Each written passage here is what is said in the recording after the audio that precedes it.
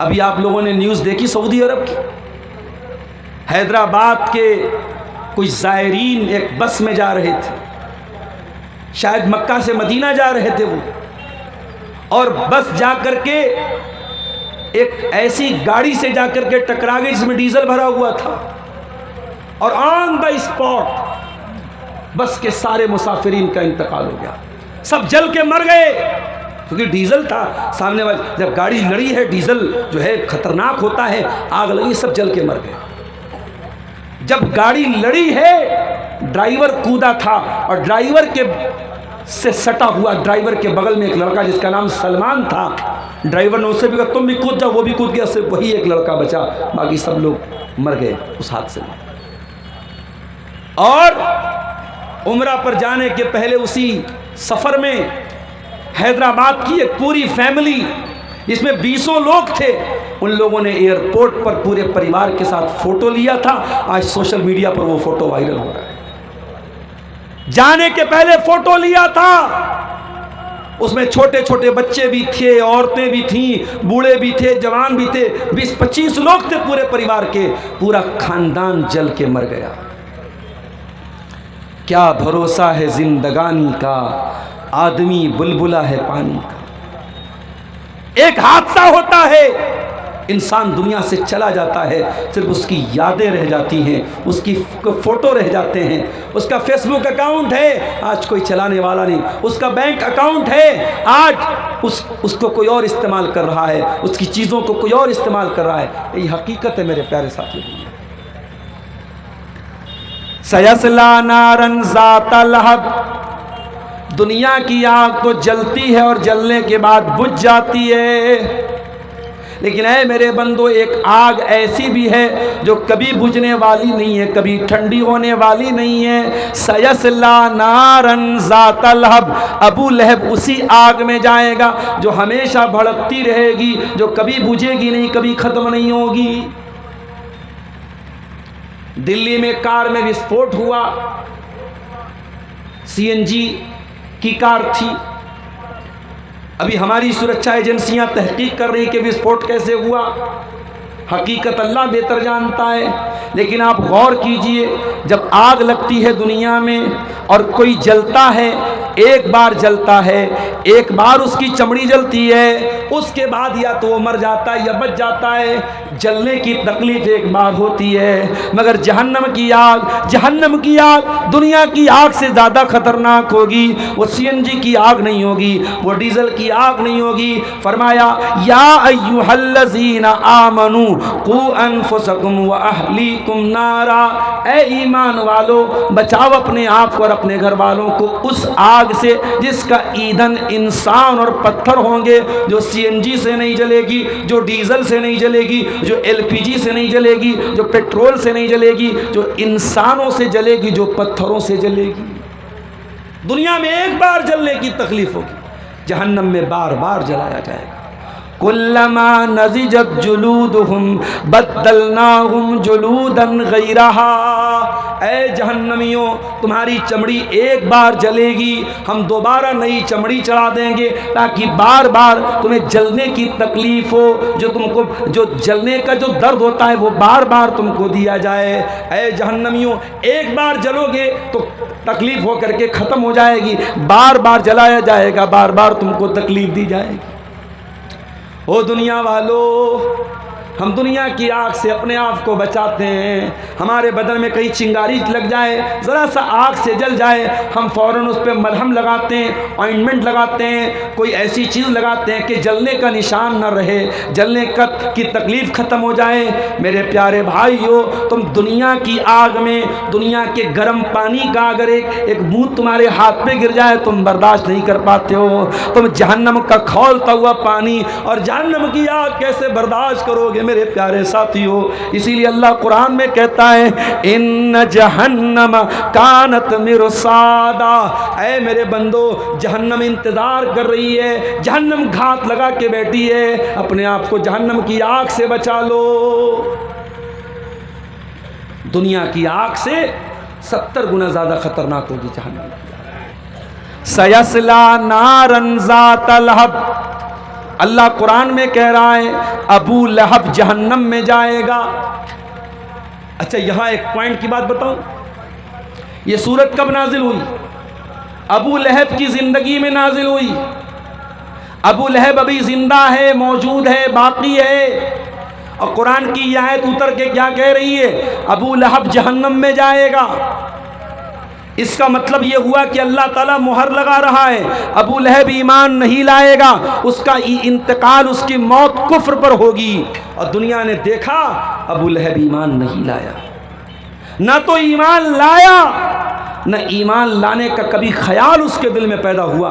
अबू लहब कभी ईमान नहीं लाया।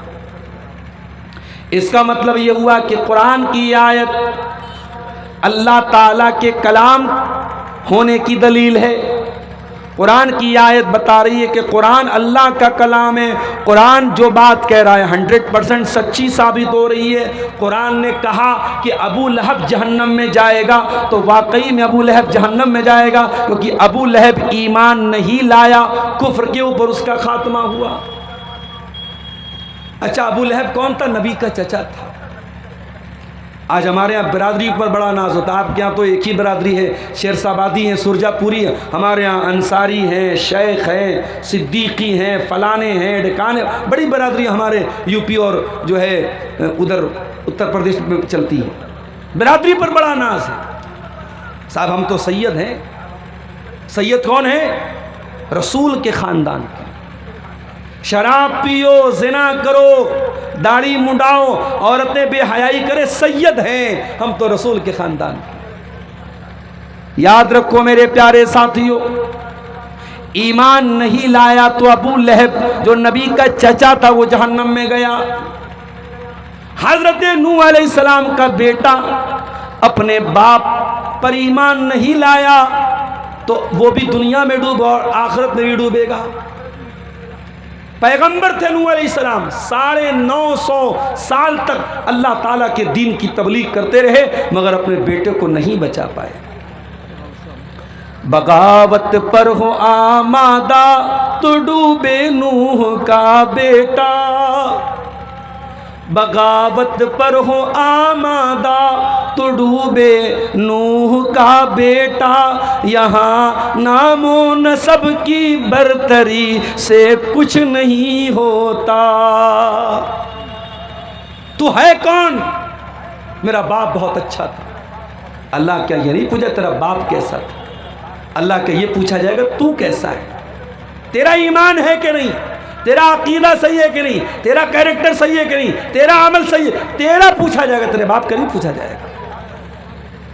बाप पे नाश करना बंद कर दो, खानदान पे नाश करना बंद कर दो मेरे साथ। अबू लहब कौन? नबी का चचा, अब्दुल मुत्तलिब का बेटा, हाशिम का पोता, और जहन्नम की आग में जल रहा है। इसीलिए हजरत अली रजी अल्लाह तआला अन्हु कहते हैं फला तत्रुकी तक़वत्ती कालन अलन नसब, इंसान की कीमत उसके अखलाक से होती है। ऐ लोगो, तुम हसब और नसब पर भरोसा करके, खानदान पर भरोसा करके, बिरादरी पर भरोसा करके अल्लाह से डरना ना छोड़ना, तकवा ना छोड़ना। फ़क़द रफ़ाल इस्लामु सलमाना फ़ारसिन, इस्लाम ने ईरान के रहने वाले, फ़ारस के रहने वाले सलमान फ़ारसी के मकाम को बढ़ा दिया। व वज़ा शरीफ़न नसब अबा लहब, और अबू लहब जो बहुत ऊँचे मर्तबे वाला था उसको इस्लाम ना लाने की वजह से जहन्नम की आग में जाना पड़ेगा। अल्लाह ताला के हसब व नसब की कीमत नहीं है मेरे साथ। अल्लाह की कीमत अखलाक की, अल्लाह की कीमत अकीदे की, अल्लाह की कीमत अमल की। सयस्ला नारन ज़ात लहब, अबू लहब जहन्नम की आग में डाला जाए। और बड़े गौर से सुनना मेरे भाइयों, वमरातुहु हम्मालतल हतब, और अबू लहब जब जहन्नम में जाएगा तो अकेला नहीं जाएगा, अपनी बीवी के साथ जाएगा। उसकी बीवी भी जहन्नम की आग में जाएगी। पता ये चला अगर अबू लहब करेला था तो उसकी बीवी नीम चढ़ी थी। कहते ना एक तो करेला ऊपर से नीम चढ़ा, अगर शौहर बुरा है तो कभी कभी बीवी नेक होती है तो शौहर को सुधार देती है। मगर यहां एक तो करेला ऊपर से नीम चढ़ा था, शौहर भी गड़बड़ बीवी भी गड़बड़। इसलिए जब रिश्ता तय करने जाओ तो बहुत सोच समझ के रिश्ता तय करो। मेरी प्यारी माँ और बहनों, जब बहू देखने जाओ तो ये मत देखो कि खूबसूरत कितनी है, ये देखो दीनदार कितनी है। अल्लाह के प्यारे नबी फरमाते हैं तुन कहल मरातु ले अरबईन ले मालिहा वले हसबिहा वले जमालिहा वले दीनिहा। जब औरत का निकाह होता है 4 चीज़ें औरत के अंदर देखी जाती हैं। माल देखा जाता है, खूबसूरती देखी जाती है, दीनदारी देखी जाती है, खानदान देखा जाता है। आपने फरमाया फज़फर बिज़ातिद्दीन, तुम दीनदार को लेके आ जाओ, कामयाब हो जाओगे। आज क्यों घर बिगड़ रहे हैं, आज क्यों सास बहू का रिश्ता खराब हो रहा है, आज क्यों नंदे और भाभी आपस में लड़ रही हैं, आज क्यों देवरानी जेठानी के झगड़े चल रहे हैं? क्योंकि हमने पैसा तो देखा, हमने बरादरी तो देखी, हमने लंबा चौड़ा जहेज तो देखा, हमने घर मकान तो देखा, मगर हमने दीनदारी नहीं देखी। घर में औरत लाओ तो दीनदारी देख के लाओ मेरे साथ। आजकल लव मैरिज का बड़ा मामला चल रहा है। लोग पूछते भी मौलवी साहब लव मैरिज करना कैसा है? मैं साफ साफ जवाब देता हूं, इस्लाम में लव मैरिज का कोई तसव्वुर नहीं है। इस्लाम में लव मैरिज का कोई तसव्वुर नहीं, कोई कॉन्सेप्ट नहीं है। इस्लाम में लव आफ्टर मैरिज का कॉन्सेप्ट है। पहले प्यार करो फिर शादी करो, माफ करना ये इस्लाम का कॉन्सेप्ट नहीं है। शादी करके मोहब्बत करो, ये इस्लाम का कॉन्सेप्ट है। और हाँ, अगर किसी को कोई लड़की खूबसूरत लगी जाए तो इस्लाम ने तरीका बताया है। औरत इस्लाम की नज़र में कोई नौकरानी नहीं है, नौकरानी से कोई भी मिल सकता है। औरत इस्लाम की नज़र में महारानी है। नौकरानी से मिलने के लिए कोई प्रोटोकॉल नहीं है, नौकरानी से मिलने के लिए कोई इजाज़त नहीं लेनी पड़ती, मगर महारानी से मिलने के लिए परमिशन लेना पड़ता है, इजाज़त लेनी पड़ती है, टाइम लेना पड़ता है, अपॉइंटमेंट लेना पड़ता है। इस्लाम कहता है औरत तू महारानी है। अगर कोई लड़का तुझे हासिल करना चाहता है, तुझे बीवी बनाना चाहता है, तुझे लेकर के वो कोर्ट मैरिज नहीं कर सकता, तुझे लेकर के वो घर से भाग नहीं सकता। अगर भागेगा तो ज़िना माना जाएगा, कोर्ट मैरिज करेगा तो हराम माना जाएगा। ऐ औरत तू महारानी है और महारानी को पाने के लिए उसके पिए से मिलना पड़ता है। ऐ औरत अगर तुझसे किसी को शादी करना है तो तेरे बाप से मिल करके रिश्ता भेजना पड़ेगा, तेरे भाई से मिल करके रिश्ता भेजना पड़ेगा, प्रॉपर चैनल से आना पड़ेगा, बैक डोर से नहीं आना पड़ेगा। इसलिए अपनी बहनों को भी एक पैगाम देता हूं, अगर कोई लड़का आपसे मोहब्बत का इकरार कर रहा है, रात दिन मैसेज करके आई लव यू लिख रहा है, वीडियो कॉल पर आपसे मोहब्बत का इजहार कर रहा है, इंस्टाग्राम पर आपसे मोहब्बत का इजहार कर रहा है, मेरी बहनों तुम धोखे में ना आना, तुम उसके धोखे में ना आना। वो तुमसे ज़िना करके तुमको जहन्नम में लेके जाना चाहता है। अरे जो तुमसे सच्ची मोहब्बत करेगा वो ज़िना करके जहन्नम में लेके नहीं जाएगा, वो निकाह करके, वो सही तरीके से निकाह करके तुमको अपनी शरीक हयात बनाएगा, अपना लाइफ पार्टनर बनाएगा और तुमको जन्नत में लेके जाएगा। अब ये तुम सोच लो मेरी बहनों कि तुम्हें अपनी ज़िंदगी में साथी कैसा चाहिए, जन्नत में लेके जाने वाला हम सफ़र चाहिए या जहन्नम में लेके जाने वाला साथी चाहिए। अब तुम तय कर लो, तुम्हें क्या करना है। अबू लहब बर्बाद हुआ और उसकी बर्बादी के पीछे उसकी ये बीवी का भी रोल था। अगर उसको बीवी कैसे मिलती, हज़रत आसिया के जैसी बीवी मिलती तो शायद अबू लहब का अंजाम इतना बुरा ना होता। आसिया कौन थी? फिरौन की बीवी थी। फिरौन कौन था? बहुत बड़ा जालिम था, बच्चों का कातिल था, मगर उसकी बीवी ईमान ले आई। फिरौन की बीवी हज़रत मूसा अलैहिस्सलाम पर ईमान ले आई और जब ईमान लाई फिरौन ने उसको जेल में डाल दिया, हाथों में जंजीर डाल दी गई, पैरों में बेड़ी डाल दी गई। अल्लाह की ये बंदी अपने रब पर ईमान लाने की सज़ा में अपना महल छोड़कर, अपने तख्त व ताज को छोड़कर, अपनी आरामदेह गद्दी को छोड़ के आज कैद खाने में है, जेल खाने में है। उसके हाथों में जंजीरें डाली गई हैं, उसके पैरों में जंजीरें डाली गई हैं, पूरा बदन लहू लुहान है। और अल्लाह की वो बंदी फिरौन के जेल खाने से दुआ करती है और उसकी दुआ को अल्लाह ताला कुरान में बयान करता है। ज़रबल्लाहु मसलन लिल्लज़ीना आमनु इम्रात फिरऔन। ऐ ईमान वालो, मैं तुम्हारे लिए मिसाल बयान कर रहा हूँ, तुम्हारे लिए आइडियल बना रहा हूँ, तुम्हारे लिए आदर्श बना रहा हूँ फिरऔन की बीवी आसिया को। इज़ क़ालत रब्बि इब्नि ली इंदक बैतन फिल जन्ना। जब फिरौन की बीवी दुआ करती हैं, हज़रत आसिया दुआ करती हैं, ऐ अल्लाह तू जन्नत में मुझे एक महल अता फरमा, व नज्जिनी मिन फिरऔन व अमली, और मुझे फिरौन से बचा ले, मुझे फिरौन के अमल से बचा ले, व नज्जिनी मिनल कौमि ज़ालिमीन, मुझे जालिमों से बचा ले। अल्लाह अकबर। तो अल्लाह ने दोनों एग्जाम्पल हमारे सामने पेश कर। मेरी प्यारी माँ और बहनों, अल्लाह ने दोनों मिसालें पेश कर दी। अब तुम तय कर लो, तुम्हें फिरौन की बीवी आसिया के जैसा बनना है या अबू लहब की बीवी उम्मे जमील के जैसा बनना है। अबू लहब की बीवी कैसी थी? हम्मालतल हतब, लकड़ियों को उठाया करती थी। उलमा ने लिखा लकड़ी को उठाने का दो मतलब है।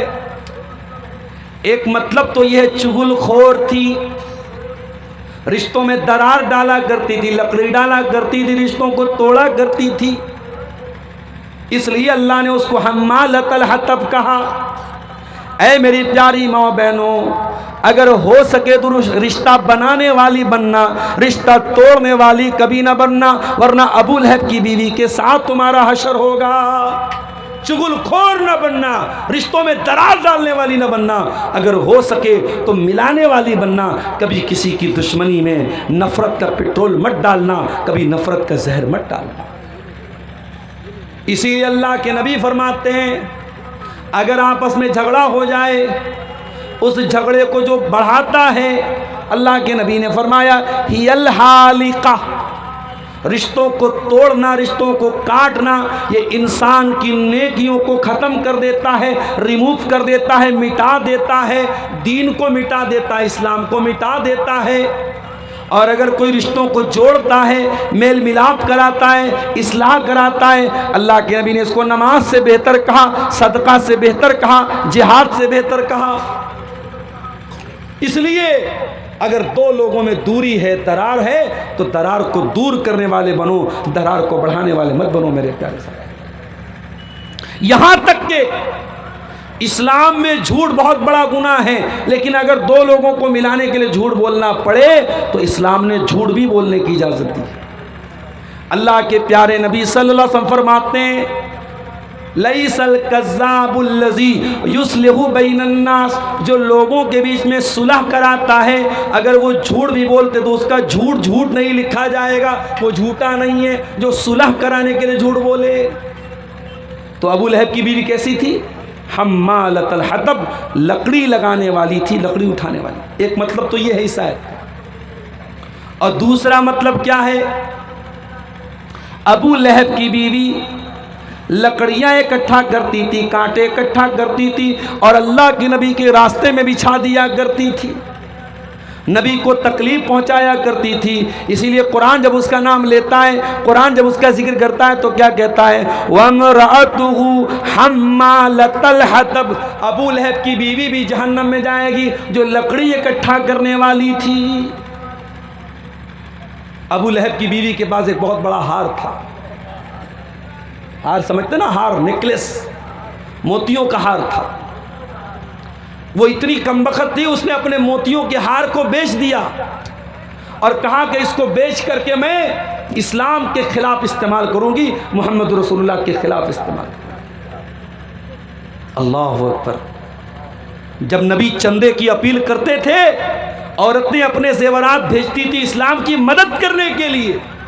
और ये देखो कितनी जालिम औरत थी, ये अपना मोतियों का हार क्यों बेच रही है? इस्लाम के खिलाफ इस्तेमाल करने के लिए, अल्लाह के नबी के खिलाफ इस्तेमाल करना। कुरान कहता है फी जीदिहा हब्लुम मिन मसद, ऐ अबू लहब की बीवी, तूने अपने गले के हार को इस्लाम के ख़िलाफ़ इस्तेमाल किया था, तूने मोहम्मद रसूलुल्लाह के ख़िलाफ़ इस्तेमाल किया था। ऐ अबू लहब की बीवी, कल क़यामत के दिन तेरे गले में खजूर की छाल की रस्सी डाल के तुझको जहन्नम में डाला जाएगा।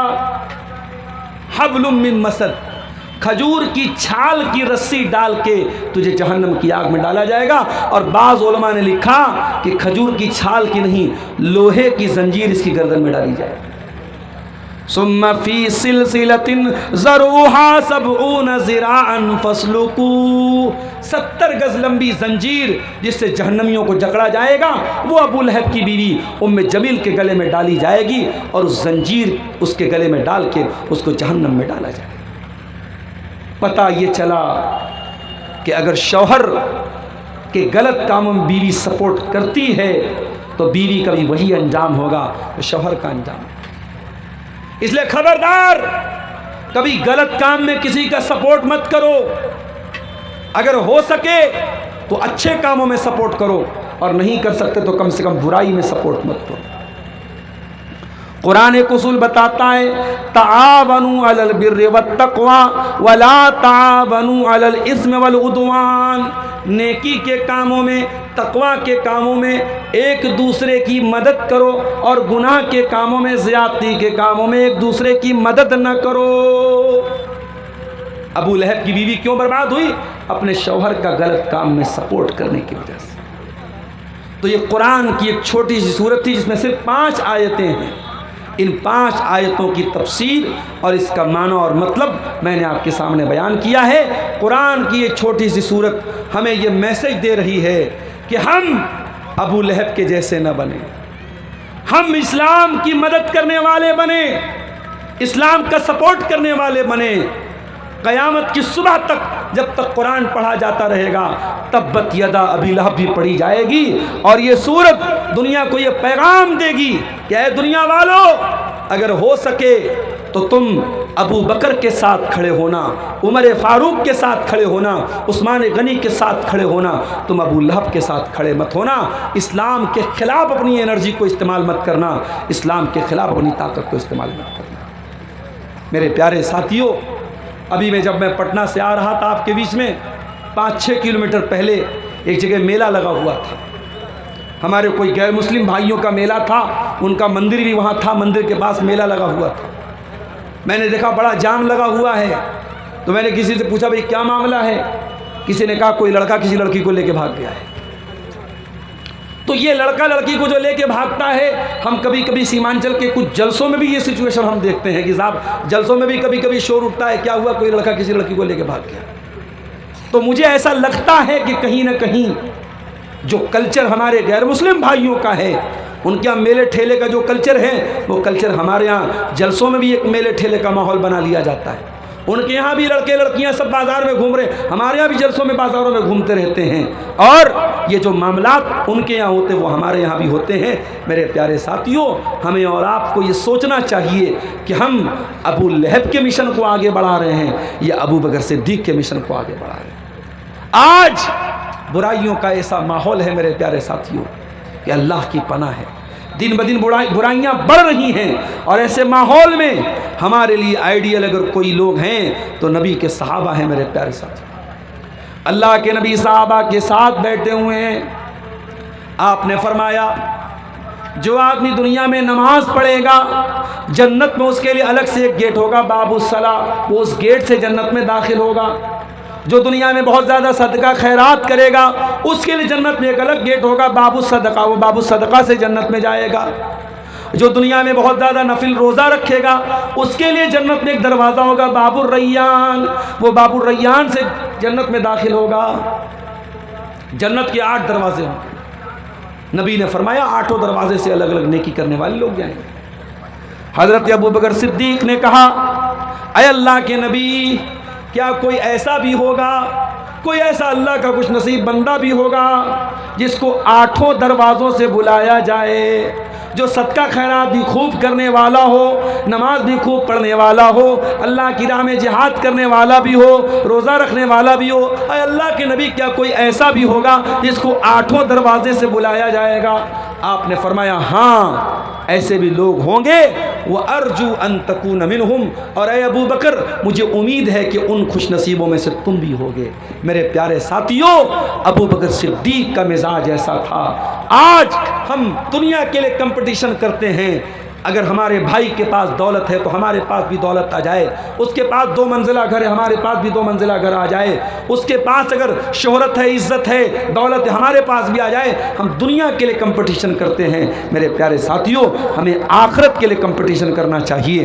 कुरान कहता है वफ़ी ज़ालिका फ़ल्यतनाफ़सिल मुतनाफ़िसून, मेरे बंदो, तुम्हें एक दूसरे से आगे बढ़ने की कोशिश करनी चाहिए। जन्नत के लिए, जन्नत के बारे में तुम्हें मुकाबला करना चाहिए, उसमें तुम्हें प्रतिस्पर्धा करना चाहिए, उसमें तुम्हें मुकाबला करना चाहिए। एक मर्तबा अल्लाह के नबी सहाबा के साथ बैठे हुए थे। हज़रत अबू बकर सिद्दीक रज़ी अल्लाह ताला अन्हु भी मौजूद थे। आपने पूछा, मन अतमा मिनकुमुल यौम मिस्कीना, कौन है तुम में से जिसने आज किसी गरीब को खाना खिलाया है? हज़रत अबू बकर सिद्दीक ने हाथ उठाया, कहा अल्लाह के नबी, मैंने आज एक गरीब को खाना खिलाया है। फिर आपने फरमाया, मन अस्बह मिनकुमुल यौम साइमन, कोई है तुम में से जो आज रोज़ा रख के आया है? अबू बकर सिद्दीक ने अपना हाथ उठाया, अरे अल्लाह के नबी, आज मैं रोज़े की हालत में हूँ। फिर आपने पूछा, मन आदा मिनकुमुल यौम मरीज़ा, क्या कोई ऐसा भी है जो किसी मरीज़ की अयादत करके आया हो? अबू बकर सिद्दीक ने हाथ उठाया, कहा हाँ अल्लाह के नबी, मैंने एक मरीज़ की अयादत भी की है। फिर आपने पूछा, क्या कोई ऐसा भी है जिसने किसी मुसलमान के जनाजे में शिरकत की हो? फिर अबू बकर सिद्दीक का हाथ उठा, हाँ अल्लाह के नबी, मैंने एक मुसलमान के जनाजे में भी शिरकत की है। ज़रा गौर करो मेरे प्यारे साथियों, अल्लाह के प्यारे नबी नेकी का नाम लेते चले जा रहे हैं और हर नेकी पर अपना हाथ उठा रहे हैं। हज़रत अबू बकर सिद्दीक रज़ी अल्लाह ताला अन्हु, और यही वो अबू बकर सिद्दीक हैं। नबी ने फरमाया, अय अबू बकर, तुमने इतने सारे नेकी के काम किए हैं, ये सारे नेकी के काम अगर एक दिन में 24 घंटे में अगर कोई एक आदमी करता है, वो ज़रूर जन्नत में जाएगा। मेरे प्यारे साथियों, ये अबू बकर सिद्दीक हैं। मैं अबू बकर सिद्दीक का नाम इसलिए ले रहा हूँ, मैं दोनों एग्जाम्पल आपके सामने पेश कर रहा हूँ। एक नबी का चाहने वाला, एक नबी से दुश्मनी करने वाला। एक अबू बकर जो ज़िंदगी में भी नबी के साथ थे और इंतकाल भी नबी के साथ इंतकाल के बाद भी वहीं पे दफन हैं और क़यामत के दिन नबी के साथ रहेंगे। और एक अबू लहब है जो दुनिया में जलील होकर के कुत्ते की मौत मरा और आखिरत में भी जहन्नम की आग में डाला जाएगा। मेरे प्यारे साथियों, अब हमें और आपको तय करना है, हमें कौन सा किरदार अपनाना है, हमें कौन सा कैरेक्टर अपनाना है। हमें अबू बकर सिद्दीक वाला कैरेक्टर अपनाना है या अबू लहब वाला कैरेक्टर अपनाना है। और हमारी माँ बहनों को भी तय करना चाहिए कि उन्हें हज़रत मरियम का कैरेक्टर अपनाना है, हज़रत आसिया का अपनाना है या उम्मे जमील का अपनाना है, फ़िरौन की बीवी का अपनाना है। और मेरे प्यारे साथियों, सूरह तब्बत यदा अबी लहब की मुख्तसर सी तफसीर आपके सामने इस उम्मीद के साथ मैंने पेश की है कि हम इस कुरान करीम की छोटी सी सूरत जो हमें याद है, इस पर हम गौर करेंगे और इससे जो नसीहतें हमें मिलती है उस पर इंशाअल्लाह हम अमल करेंगे। हम रब्बुल आलमीन से दुआ करते हैं, इलाल आलमीन तो हमें कुरान करीम की सूरत पर अमल करने की तौफीक अता फरमा। इलाल आलमीन हमें तू अबू बकर सिद्दीक के किरदार को अपनाने की तौफीक अता फरमा और अबू लहब के किरदार से हमें बचने की तौफीक अता फरमा। परवरदिगार, जिस मदरसे के लिए आज का ये प्रोग्राम हुआ है, इस मदरसे से जो बच्चे पढ़ें उन्हें दीन का सच्चा खादिम बना दे। इलाल आलमीन हमें से जो बीमार हैं उनको शिफाए कामिला आजला अता फरमा। जो रोज़ी रोटी से परेशान हैं, ऐ अल्लाह उनके कारोबार में बरकत नसीब फरमा। ऐ अल्लाह, बिहार में इलेक्शन हो गए, सरकार बन गई, अब तू हमें हमारे इस स्टेट की हुकूमत को तू तौफीक दे कि वो अमन और चैन और इंसानियत के साथ लोगों पर हुकूमत करे और इंसाफ के तकाज़ों पर अमल करे और किसी भी तरीके का कोई जुल्म व सितम लोगों पर न हो। परवरदिगार आलम, हमारे जान व माल की, हमारे इज़्ज़त व आबरू की हिफाजत फरमा। जब तक तो दुनिया में ज़िंदा रख, इस्लाम पर ज़िंदा रख और हमारा खात्मा ईमान पर हो। आमीन व आखिर दावाना अनिल हम्दुलिल्लाहि रब्बिल आलमीन। वस्सलामु अलैकुम व रहमतुल्लाहि व बरकातुहू।